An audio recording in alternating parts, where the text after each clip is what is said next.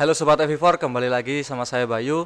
Di sini kita mendatangi tamu yang sangat luar biasa, yaitu adalah Ibu Haji Kadarwati SHMH, anggota DPRD Kabupaten Klaten, menjabat 3 kali dan sekarang menjabat di DPRD tingkat provinsi ya Bu ya.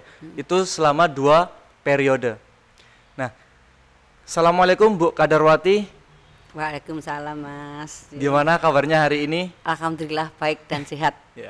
Bisa sedikit diceritakan gimana kisah Ibu Kadarwati ini bisa menjabat sebagai anggota DPRD paling lama, khususnya untuk DPRD anggota yang wanita ini Bu?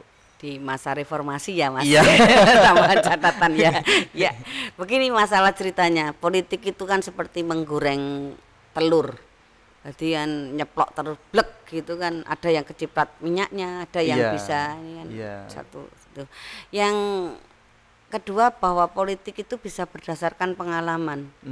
Sejak kecil kan saya ditempa dalam kehidupan seorang petani bapak saya dan juga kaum marhen yang notabene Soekarnoisme. Jadi beliau memang nasionalismenya tinggi banget sekali. Ya. Jadi di situ dan ibu saya seorang pedagang. Jadi perpaduan beliau.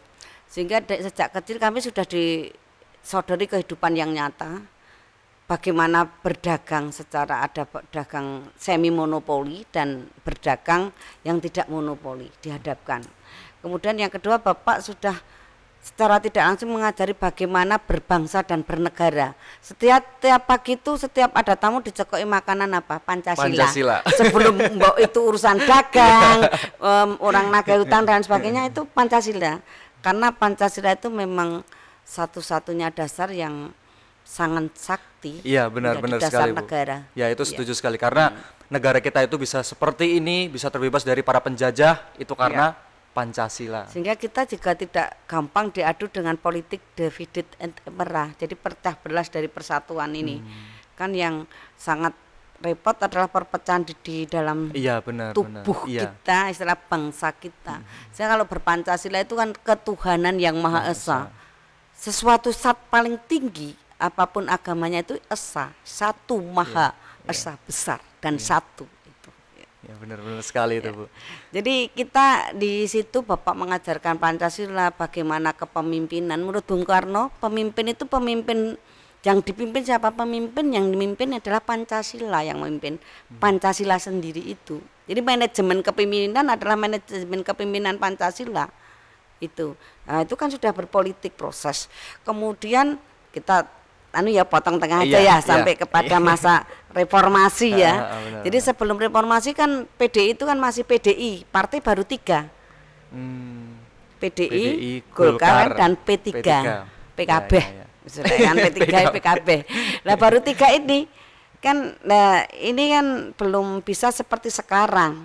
Nah, kemudian PDI itu pecah, ada Pro Suryati dan Pro Mega. Iya. Maka kan Pro Mega, kami mengikuti Pro Mega karena sesuai dengan ADRT. Bu Mega itu kan sesuai ADRT juga didukung oleh DPC se-Indonesia. Kongresnya sampai ada KLB dan lain sebagainya. Sehingga perpecahan antara Pak Suryati dan Bu Mega itu kan puncaknya adalah Kuda Tuli ya. Kuda Tuli. Kudeta 27 Juli. Ya, tepat sekali. Sebelum Kuda Tuli kan kami ikut yang pergerakan namanya Sri Kandi. Perempuan. Berarti semuanya itu dipelopori oleh peran wanita ya Bu ya? Ya salah satunya.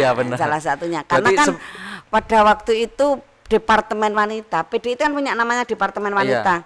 Dia nggak berani bersikap saat itu. Sehingga kalau kita sebagai perempuan Banteng harus membentuk komunitas yang namanya Sri Kandi. Nah, ini yang Solo Raya plus Jogja. Kita melakukan sikap juga deklarasi di ini di alun-alun selatan Yogyakarta yang hadir saat itu Bu Sutarjo Suryo Guritno, istrinya almarhum Pak Tarjo.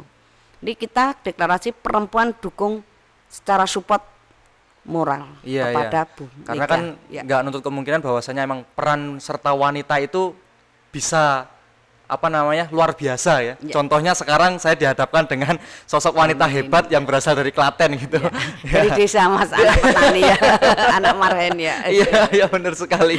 Gitu. Makanya dibentuklah suatu beberapa komunitas yang emang itu nanti emang difungsikan untuk wadah ya Bu ya, untuk biar nanti kaum wanita itu biar bisa ikut serta, ikut andil, berperan, berpartisipasi dalam membangun negara ya Bu ya. Luar biasa. Bukan hal yang tabu perempuan. Karena kadang banyak orang itu beranggapan bahwasanya yang memimpin atau yang bergerak itu di depan itu adalah harus laki-laki kan seperti itu ya Bu ya. Kalau imam sholat ya. Iya benar. Sepanjang masih ada laki-lakinya. Kalau perempuan semua kan yang imamnya boleh seorang perempuan. Jadi kalau memimpin dalam negara itu kan nggak ada larangan di aturan undang-undang. Semua berhak yang sama dalam hukum, di mata hukum. Oh iya. Terus peran perempuan dalam pembangunan itu bisa dijelaskan Bu? Apakah ada peran perempuan dalam pembangunan? Ada, perempuan itu kan bisa di segala lain tidak dilarang. Undang-undang memperbolehkan, punya hak dan kewajiban yang sama setiap warga negara. Jadi gender itu nggak mempermasalahkannya. Kita kan ada bahwa kita harus ikut berperan dalam bernegara, itu ada undang-undangnya. Kita bela negara wajib boleh, hak boleh, kita harus kan mengisi. Ini kan nggak ada perbedaan. Ada perbedaan. Menjadi pemimpin tidak harus ini aturannya harus laki, nggak. Yang penting sehat jasmani dan rohani. Lah ini penting loh Mas. Ya? Sehat jasmani dan rohani. Serta kompeten dalam bidang tersebut. Seperti lagu Indonesia Raya, bangunlah jiwanya dulu baru bangun badannya. Oh benar-benar sekali. Oh ternyata saya baru tahu ini kalau makna lagu itu adalah seperti itu. Luar biasa. Jiwanya, jangan kebalik. Bangunlah badannya untuk Indonesia Raya. Benar. Iya benar sekali. Bukan kebalik ya Bu ya. Nek kebalik kan repot. Kan? Jiwanya sakit berat. Selalu terluka nggak mungkin bisa membangun. Ibarat kata istilah kita tuh gampang baperan. Zaman now. Gampang baperan. Kaum milenial itu luar biasa. Ini kan Ibu itu sudah berkiprah di dunia Dewan Perwakilan Rakyat itu kan udah lama banget ya, udah 5 periode, itu bukan waktu yang sebentar itu Bu. Adakah sedih atau senangnya, suka dukanya itu bisa diceritakan kepada kita Bu? Singkat aja ya Mas, karena waktunya terbatas ya. Banyak sih, sukanya banyak, dukanya sih ya ada. Kalau nggak ada kan nggak mungkin. Benar. Ya kalau berpolitik itu kan ada 2 dimensi ya. Itu ada 3 dimensi kita di partai politik sebagai kita petugas partai, dimensi kita di masyarakat, bagaimana kita bisa mengabdi, membedakan dari apapun golongannya. Ketika kita contoh di waktu ada bencana apa, kita akan membedakan suku ras agama kan tidak. Itu ada banjir. Lah kok yang kebanjiran itu rambutnya keriting dari mana, kan nggak usah dibedakan kan ya. Kemudian kita dimensinya di pemerintahan harus dibedakan bagaimana kita berada di situ, harus porsinya. Kalau di internal partai ya suka duka banyak sih. Ini kan ya. Pasti namanya birokrasi ya. Internal partai kan suka dukanya kan memang ada Mas.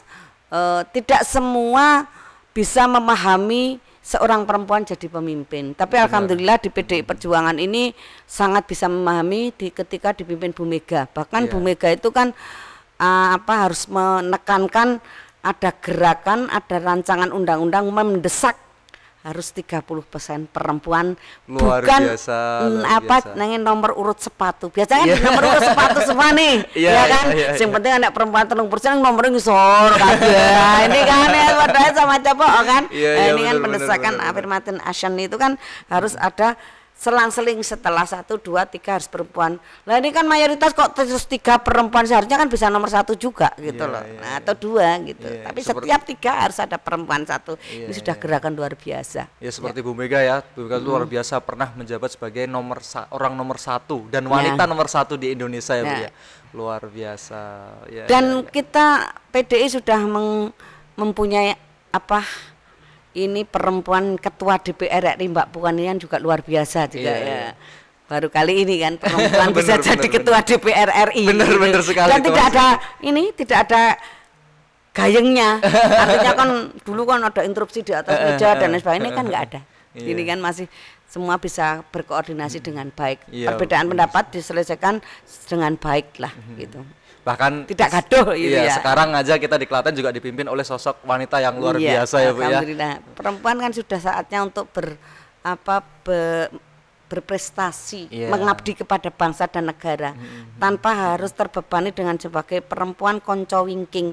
Saya paling sedih nek perempuan konco wingking mosok nang mburi terus padahal bagian kan dapur terus. Padahal perempuan itu kan kalau sudah menjadi 24 jam kerja tuh Mas. Benar sekali. Pagi, balita, siang kita harus bersih-bersih, siapkan makan siang belum sampai sore, malam balita tua. Ini kan nggak berhenti ya, ini kan sajian biar nggak ngantuk ya. Nah ini gimana Bu? Yang menarik tuh cara membagi waktunya sama keluarga itu gimana Bu? Karena kan ya pastilah kita memimpin nggak cuman 1-2 orang kan Bu. Ini seluruh rakyat yang dulunya tuh awal cuman di lingkup Klaten, sekarang di lingkup provinsi kan seperti itu. Pertama dengan suami itu memberi pemahaman yang sama, satu frekuensi, bahwa saya menjadi wakil rakyat sudah bukan milik keluarga saja. Iya. Jadi kan kita menjadi pengabdian kita kepada masyarakat ada juga. Jadi kan ketika ada kepentingan yang memanggil, jadi kita harus siap. Dan alhamdulillah keluarga juga memahami gitu. Anak saya kan 2 laki-laki semua Mas, alhamdulillah juga. Bahkan anak saya kan pernah dulu, kalau zaman dulu kan mau bupati itu kan ya nun sewu, zaman dulu kan intrik-intriknya luar biasa. Karena yang milih masih DPRD gitu kan. Anak saya sampai kalau sering ditelepon, ya udah ngobrol aja di rumah, padahal anak saya masih kecil. Ibumu ada gitu, tanya agak menekan, ada, masih ngobrol aja di rumah gitu. Nah ini menarik, berhubung Ibu tadi menceritakan tentang anak ini, dengar-dengar ini anaknya juga menjabat sebagai ketua Dewan Perwakilan Rakyat di Klaten Bu, bener Bu itu Bu? Alhamdulillah ini Masya Allah, luar biasa Allah, ini ya. Jadi keluarga pun juga support ya Bu ya, pada dasarnya udah satu visi misi, jadi kalau untuk pembagian waktu sudah nggak masalah ya Bu ya. Kalau PDI Perjuangan ini kan bukan partai ujuk-ujuk. Jadi partai yang sudah lama kadernya itu dididik dengan. Oh berarti di situ ada pendidikan, kayak pendidikan dasar, khusus untuk itu gitu ya Bu ya? Ada. Jadi kan ada kader pratama, kader madya, dan kemudian ada guru kader, ada trainer dan lain sebagainya. Kemudian kan pengkaderan ini kalau anak muda kita punya KJ. Komunitas Juang ini juga dididik pengkaderan, wawasan kebangsaan, kemudian juga dididik hal tentang bagaimana bermain media sosial juga ada pendidikan. Berarti memang benar-benar ditempa ya Bu itu ya Bu ya. Jadi tidak kader ujuk-ujuk. Jadi ada nilainya. Ya kan kadang banyak yang mereka itu hanya cuman nyomot orang yang sudah berpengaruh, misal kayak artis atau apa kan seperti itu. Maksudnya mereka nggak dididik bang bener-bener gini loh, kalau misal kamu itu suatu saat menjadi wakil rakyat itu harus seperti ini. Betul. Di PDI juga beberapa calonnya juga dari artis tapi juga dididik kader dulu. Bahkan kalau eksekutif itu ada sekolah partai. Kita termasuk pencetusnya pada waktu luar itu biasa. Kita menjadi salah satu komunitas yang ada di Klaten dan DIY. Kita bagaimana sih seorang kader partai di eksekutif itu harus bergerak, ada loyalitas kepada partai, kemudian ada pengabdian kepada masyarakat. Lah situ sebelum dia bertarung menjadi eksekutif itu harus sekolah partai dulu. Kami menemukan itu dan setujui menjadi rekomendasi nasional. Waktu itu kan kami juga akhirnya kan ada pendidikan guru kader nasional. Nah, di Klaten ini kan ada 3 orang, salah satunya saya gitu. Luar biasa berarti. Waduh, berarti ini saya berbicara dengan orang yang luar biasa ini. Sangat berpengaruh ini untuk apalagi untuk membina kader-kader muda ya Bu ya. Karena itu emang sangat penting banget. Terus gini Bu, harapan ke depan untuk perempuan. Perempuan Indonesia itu gimana Bu? Untuk teman-teman perempuan di Indonesia, kita itu perempuan tidak hanya di dalam rumah tangga saja, tetapi kita bisa melakukan pengabdian terhadap bangsa dan negara melalui keterlibatan kita di dalam lingkungan. Contoh kecil aja kita bisa manfaatkan dalam rangka globalisasi itu untuk merawat bumi, mengurangi panas bumi. Kita manfaatkan pekarangan kecil. Ini sudah mengurangi panas bumi, menyaring udara di tengah pandemi dan juga menambah nilai ekonomi rumah tangga. Itu contoh kecil keterlibatan seorang perempuan. Lebih bisa lagi bisa jadi RT RW kepala desa. Lebih bisa lagi dalam eksekutif bisa jadi bupati, bisa jadi camat dan bisa jadi sekda atau kepala dinas. Tidak menutup kemungkinan perempuan itu berpolitik. Jangan takut berpolitik. Politik itu tidak menakutkan, tapi politik itu adalah seni mengelola kekuasaan. Itu. Jadi sekali lagi politik adalah seni mengelola kekuasaan. Jadi bikin saja yang indah-indah, targetnya dalam berpolitik itu apa? Mesti merebut kekuasaan. Tapi merebut kekuasaannya dengan apa? Ada wadahnya dengan cara Pancasila. Kalau PDI Perjuangan seperti itu. Jadi ada etika, ada norma. Memang kita itu berkiblatnya harus ke Pancasila ya Bu ya, biar nggak nanti salah jalur dan salah arah ya gitu. Luar biasa. Oke Bu, terakhir nih. Berhubung besok adalah hari spesialnya Ibu nih. Karena besok adalah hari ulang tahunnya Ibu. Ya, ini kalau boleh tahu hari ulang tahun yang keberapa ini Bu? Aduh, udah tua banget ya. Perempuan itu rahasia ya. Iya, rahasia. Nah, ini ada harapan apa ke depan untuk Ibu sendiri secara pribadi dan keluarga? Ya, di usia saya yang sudah setengah abad lebih ya Mas. Ini kita berharap sudah bisa mengabdi kepada masyarakat ini. Kita berharap dengan umur yang tersisa ini bisa memberikan kontribusi yang baik terhadap masyarakat. Amin. Membangun bangsa, membangun negara, dan keluarga saya tetap samawa. Nah, ini dan juga berharap bisa menjadi apa yang saya lakukan ini bisa menjadi inspirasi teman-teman muda. Mari teman-teman anak-anak muda milenial ini yang harapan menurut Bung Karno juga tahun 2025 ini kan merupakan tahun milenial. Ini kan mari kita persiapkan dengan sekarang. Saya yakin seperti Bung Karno katakan, beri saya 5 pemuda Pancasila, saya siap menguncangkan dunia. Itu harapannya ada di anak muda. Indonesia pasti bisa. Luar biasa. Merdeka. Oke, terima kasih Ibu atas waktunya hari ini, sungguh luar biasa.